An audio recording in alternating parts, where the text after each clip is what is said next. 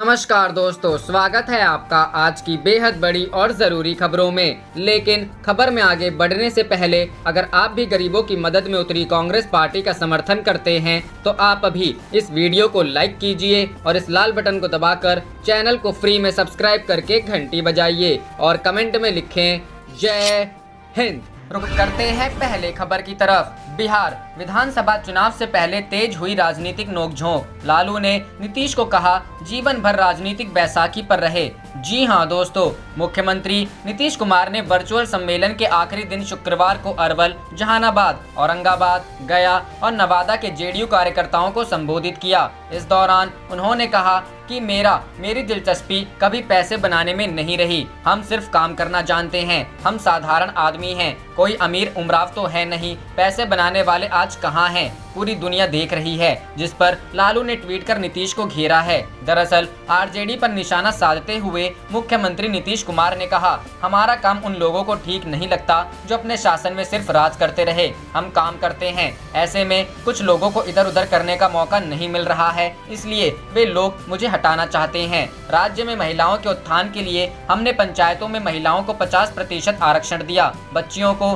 पोशाक और साइकिल दी। इन दोनों योजनाओं ने बिहार के समाज को बदल दिया। उन्होंने पार्टी कार्यकर्ताओं को कहा, याद कीजिए जब हमने यह फैसला लिया उस समय पति पत्नी की पार्टी ने हमारा कितना मजाक उड़ाया था, लेकिन हमने फैसला लिया और उस पर अड़े रहे। कुछ लोगों को इस बात से बहुत दुख भी हुआ है, लेकिन क्या किया जा सकता। कुछ लोग तो कितना भी अच्छा कर दीजिए वह गड़बड़ी करेंगे ही। मुख्यमंत्री ने कहा, कुछ लोग यह दुष्प्रचार करते हैं कि हमारे पहले कार्यकाल में विकास के ज्यादा काम हुए, यह गलत है। हमने अपने हर कार्यकाल में पहले से ज्यादा काम किया। पहले 5 साल से ज्यादा दूसरे 5 साल में, दूसरे से ज्यादा तीसरे कार्यकाल में काम हुए हैं। 2015 में हमने 7 निश्चय लागू किया था। इस बार मौका मिलने पर हर खेत तक सिंचाई के लिए पानी पहुंचा देंगे। कृषि प्रधान राज्य बिहार के लिए यह बहुत बड़ा काम होगा। हर घर बिजली पहुंचाने के बाद हर खेत तक बिजली पहुंचाने पर काम चल रहा है। वहीं लालू ने ट्वीट कर कहा, जीवंत पर्यंत दूसरों की राजनीतिक बैसाखियों के सहारे टिके और इस गंभीर संकट काल में भी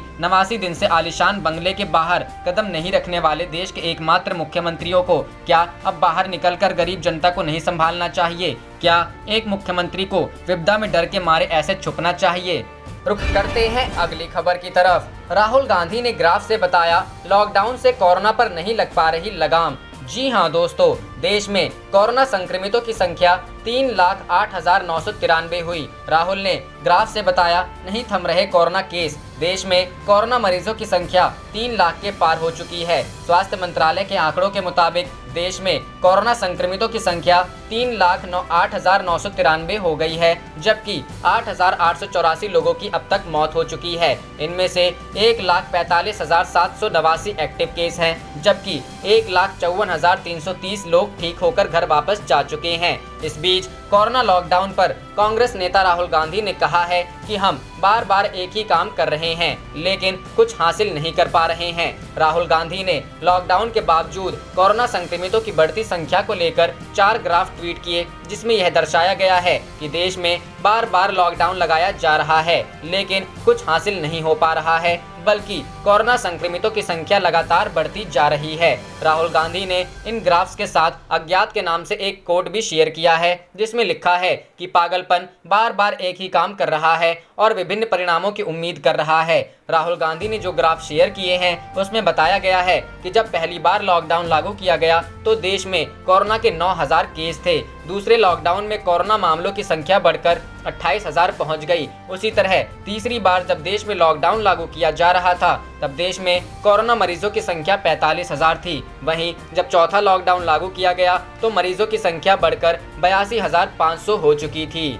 रुख करते हैं अगली खबर की तरफ। कोविड-19 सर्वे, तो दिल्ली में फिर से बंद होंगे मार्केट। अधिकांश ट्रेडर्स नहीं खोलना चाहते बाजार, बोले तेजी से फैलेगा कोरोना। जी हां दोस्तों, सरकार ने अनलॉक 1 के तहत भले ही कई तरह की ढील दे दी है, लेकिन अधिकांश ट्रेडर बाजार को खोलने के विरोध में हैं। उन्हें लगता है कि मार्केट खुलने से कोरोना वायरस का संक्रमण तेजी से फैलेगा। यह बात कोरोना संक्रमण को लेकर व्यवसायियों के संभवतः अभी तक के सबसे बड़े सर्वे में सामने आई है। दरअसल अखिल भारतीय व्यापारी महासंघ ने कोरोना काल में बाजार खोलने को लेकर दिल्ली के 2800 ट्रेड एसोसिएशन और प्रमुख ट्रेड लीडर्स की राय के लिए ऑनलाइन सर्वे कराया है। इनमें से 2610 लोगों ने इस पर अपनी राय व्यक्त की है। इनसे पूछा गया था कि क्या व्यवसायियों और उपभोक्ताओं के बीच कोरोना संक्रमण को फैलने से रोकने के लिए वे मार्केट बंद करने का समर्थन करते हैं। सर्वे में शामिल एसोसिएशन और व्यवसायियों में से 88.1% ने इसके पक्ष में राय दी, मतलब उन्होंने मार्केट को बंद रखने का समर्थन किया।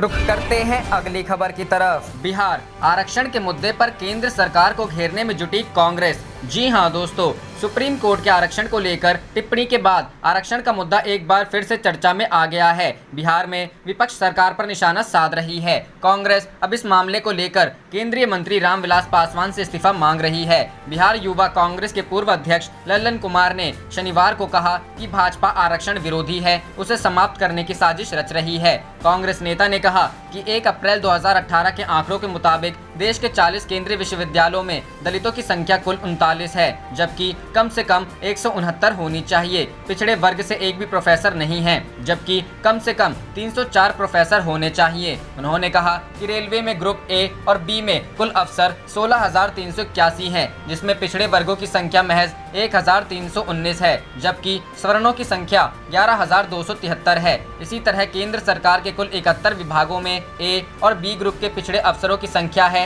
51,384, जबकि सवर्णों की संख्या 2,16,408 है। लल्लन कुमार ने कहा कि अगर अभी भी पिछड़े एकजुट नहीं हुए तो आने वाले समय में उनकी स्थिति और भी बदतर हो सकती है। उन्होंने कहा कि जब तक भाजपा की सरकार है तब तक पिछड़ों, दलितों, अल्पसंख्यकों और आदिवासियों को न्याय नहीं मिल सकता। हमें एकजुट होकर भाजपा को सत्ता से बाहर करना चाहिए, जिसकी शुरुआत बिहार विधानसभा चुनाव से करनी है। कांग्रेस नेता ने कहा कि भाजपा संविधान को बदलकर मनुवाद को लागू करना चाहती है। जितनी जल्दी ये बात जनता के समझ में आए उतना ही बेहतर है। उन्होंने कहा कि अगर आरक्षण के मुद्दे पर रामविलास पासवान की नीयत साफ है तो उन्हें तुरंत मंत्री पद से इस्तीफा देकर राजग से नाता जोड़ लेना चाहिए। इधर शुक्रवार को कांग्रेस विधायक अशोक कुमार की अध्यक्षता में बैठक हुई, जिसमें आरक्षण बचाओ संघर्ष मोर्चा के सदस्यों ने हिस्सा लिया। इधर राजद के अनुसूचित जाति जनजाति विधायकों ने आरक्षण बचाने को संघर्ष के लिए अलग समिति का गठन किया है। उल्लेखनीय है कि गुरुवार को सर्वोच्च न्यायालय ने अपनी टिप्पणी में कहा था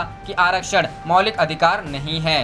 रुख करते हैं अगली खबर की तरफ। कोरोना के बढ़ते केस के बाद राहुल का लॉकडाउन पर कटाक्ष मूर्खतापूर्ण में ऐसे ही किया जाता है। जी हां दोस्तों, कांग्रेस नेता राहुल गांधी ने देश में लगातार बढ़ते कोरोना संक्रमण के मामले को लेकर एक बार फिर हल्ला बोला है। उन्होंने अल्बर्ट आइंस्टाइन के एक कोट का हवाला देते हुए सरकार के लॉकडाउन की रणनीति पर सवाल उठाया और कहा कि कोविड-19 को फैलने से लॉकडाउन के जरिए नहीं रोका जा सकता है। कांग्रेस के पूर्व अध्यक्ष ने एक ग्राफ का भी इस्तेमाल किया है, जिसमें यह दिखाया गया है कि राष्ट्रव्यापी लॉकडाउन के दौरान चौथे चरण में किस तरह कोविड-19 के केसों में भारी तेजी के साथ बढ़ोतरी हुई है। राहुल ने ट्वीट किया, मूर्खतापूर्ण में भी वही करते हैं बार बार और यह उम्मीद करते हैं कि नतीजे अलग आएंगे। रुख करते हैं अगली खबर की तरफ। कांग्रेस विधायकों की चुनावी ट्रेनिंग, रिजॉर्ट में डटे गहलोत पायलट। जी हां दोस्तों, कांग्रेस विधायक को दी जाएगी मोटिवेशनल क्लास। 19 जून तक सीएम गहलोत भी रह सकते हैं मौजूद। राज्यसभा चुनाव को लेकर दिल्ली रोड पर JW मैरियट होटल में कांग्रेस की विधायकों को बचाने की कवायद जारी है। उप मुख्यमंत्री Sachin Pilot hotel JW Marriott पहुंच गए हैं। सचिन पायलट विधायकों के साथ ही सुबह का नाश्ता करेंगे। पायलट शुक्रवार को विधायक दल की बैठक के बाद होटल से चले गए थे। मुख्यमंत्री अशोक गहलोत शुक्रवार रात से ही रिजॉर्ट में हैं। देर रात तक विधायकों के ग्रुप के साथ बैठे रहे। मुख्यमंत्री और राजनीति के पुराने किस्सों का दौर भी चलता रहा। कांग्रेस सूत्रों के मुताबिक पूर्वी पार्टी अध्यक्ष राहुल गांधी ने मुख्यमंत्री अशोक गहलोत और उप मुख्यमंत्री सचिन पायलट को साथ विधायकों के साथ वक्त बिताने के लिए कहा है। कोरोना महामारी को लेकर भी सीएम ने विधायकों से फीडबैक लिया। विधायक खेलेंगे क्रिकेट मैच। मुख्यमंत्री ने विधायकों की व्यवस्था कर रहे मुख्य सचेतक महेश जोशी और महेंद्र चौधरी को 19 जून तक विधायकों के मनोरंजन के भी निर्देश दिए हैं। रिसोर्ट में विधायकों के बीच क्रिकेट मैच, मनोरंजक फिल्म दिखाने और सांस्कृतिक कार्यक्रम के भी आयोजन कराए जाएंगे। राजस्थान में कांग्रेस टेंशन में क्यों? राज्यसभा चुनाव की आड़ में ऑपरेशन लोटस तो नहीं। विधायकों के होंगे मोटिवेशन सेशंस। देश के अलग अलग राज्यों से आए वरिष्ठ कांग्रेस नेताओं के मोटिवेशन सेशंस होंगे। मुख्यमंत्री अशोक गहलोत ने कहा कि उनका पूरा प्रयास रहेगा कि वह भी 19 जून तक इसी रिजॉर्ट में रुके। केसी वेणुगोपाल संभवतः आज चले जाएंगे। सीएम ने उन्हें निश्चित होकर जाने के लिए कहा है। राज्यसभा चुनाव, कांग्रेस के दिग्गज पहुंचे जयपुर, विधायकों को साधने में जुटे, विधायकों को दी जाएगी ट्रेनिंग। विधायकों को आज राज्यसभा चुनाव को लेकर प्रशिक्षण दिया जाएगा। चुनाव पर्यवेक्षक रणदीप सुरजेवाला विधायकों को संबोधित करेंगे। रणदीप सुरजेवाला वोट देने की प्रक्रिया के बारे में जानकारी देंगे। 12 बजे से 1:30 बजे तक प्रशिक्षण कार्यक्रम चलेगा और उसके बाद शाम को विधायकों के लिए सांस्कृतिक कार्यक्रम का शाम 6 बजे से 8 बजे तक आयोजन होगा। गौरतलब है कि 19 जून तक विधायकों को इसी तरह से होटल में रहना है। रुख करते हैं अगली खबर की तरफ। यूपी में दलित उत्पीड़न पर मायावती हमलावर, कहा कड़ा एक्शन ले सरकार। जी हां दोस्तों, उत्तर प्रदेश की पूर्व मुख्यमंत्री और बहुजन समाज पार्टी की प्रमुख मायावती ने राज्य में हो रहे दलित उत्पीड़न पर कड़ी प्रतिक्रिया जाहिर की है। जौनपुर और आजमगढ़ में दलितों के साथ हुए अत्याचार पर मायावती ने चुप्पी तोड़ी है। उन्होंने कहा है कि दोषी चाहे किसी भी धर्म और जाति के क्यों ना हो, उनके खिलाफ कड़ी कानूनी कार्रवाई हो। मायावती ने ट्वीट किया, यूपी में चाहे आजमगढ़, कानपुर या अन्य किसी भी जिले में खासकर दलित बहन बेटी के साथ हुए उत्पीड़न का मामला हो या फिर अन्य किसी भी जाति व धर्म की बहन बेटी के साथ हुए उत्पीड़न का मामला हो, उसकी जितनी भी निंदा की जाए वह कम है। मायावती ने कहा कि चाहे इसके दोषी किसी भी धर्म, जाति व पार्टी के बड़े से बड़े नेता व कितने भी प्रभावशाली व्यक्ति क्यों ना हो, उनके खिलाफ फौरन और सख्त कानूनी कार्रवाई होनी चाहिए। बीएसपी का यह कहना व सलाह भी है, देर आए दुरुस्त आए। बसपा प्रमुख ने कहा कि खासकर अभी हाल ही में आजमगढ़ में दलित बेटी के साथ हुए उत्पीड़न के मामले में कार्रवाई को लेकर यूपी के मुख्यमंत्री देर आए पर दुरुस्त आए, यह अच्छी बात है, लेकिन बहन बेटियों के मामले में कार्रवाई आगे भी तुरंत व समय से होनी चाहिए तो यह बेहतर होगा। बीजेपी की राज्यसभा सांसद कांता कर्दम ने मायावती के ट्वीट का जिक्र किया है। उन्होंने कहा है, किसी भी बहन बेटी के साथ योगी सरकार में अन्याय नहीं हो सकता है, तभी तो आजमगढ़ में दलित बेटियों से अत्याचार करने वालों के खिलाफ कड़ी कार्रवाई करने पर खुद मायावती ने योगी की तारीफ की है। अपराध मुक्त शासन के लिए प्रतिबद्ध योगी सरकार का धन्यवाद।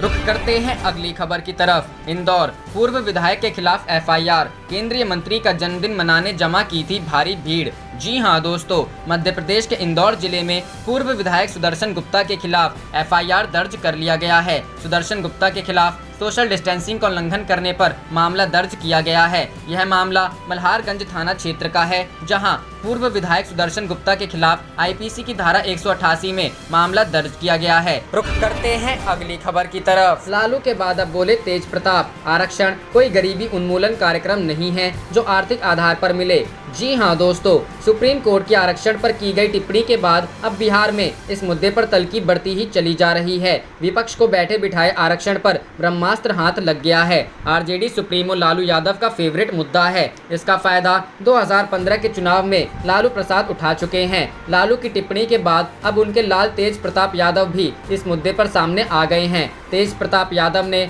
आर्थिक आधार पर आरक्षण की मांग को गलत बताते हुए तीखा हमला बोला है। तेज प्रताप यादव ने ट्वीट करते हुए आरक्षण को आर्थिक आधार पर लागू किए जाने की बात की जाती है। आरक्षण कोई गरीबी उन्मूलन कार्यक्रम नहीं है। आरक्षण सदियों से दलित, पिछड़ों और आदिवासियों को हक मारने वाले मनुवाद को तोड़कर सामाजिक बराबरी का हक दिलाने के लिए एक व्यवस्था है। रुख करते हैं अगली खबर की तरफ। आरजेडी को मिल गया एनडीए के खिलाफ बड़ा हथियार, बिहार चुनाव के लिए ब्लूप्रिंट तैयार। जी हां दोस्तों, बिहार विधानसभा चुनाव के लिए राष्ट्रीय जनता दल को एनडीए के खिलाफ बड़ा हथियार मिल गया है। बीजेपी और जेडीयू ने विरोधियों को पटकनी देने के लिए आरजेडी के लालू राबड़ी शासनकाल को एजेंडा बनाया था, लेकिन अब तेजस्वी यादव के नेतृत्व में पार्टी ने जो ब्लूप्रिंट तैयार किया है उस पर आकर मुकाबला करना एनडीए के लिए मजबूरी बन जाएगी। आरक्षण बचाओ संघर्ष समिति का गठन। दरअसल बिहार चुनाव के पहले आरक्षण को लेकर एक बार फिर से सियासी जिन्न निकला हुआ है। सुप्रीम कोर्ट की टिप्पणी के बाद लगातार आरक्षण को लेकर देश भर में राजनीतिक बहस छिड़ी हुई है।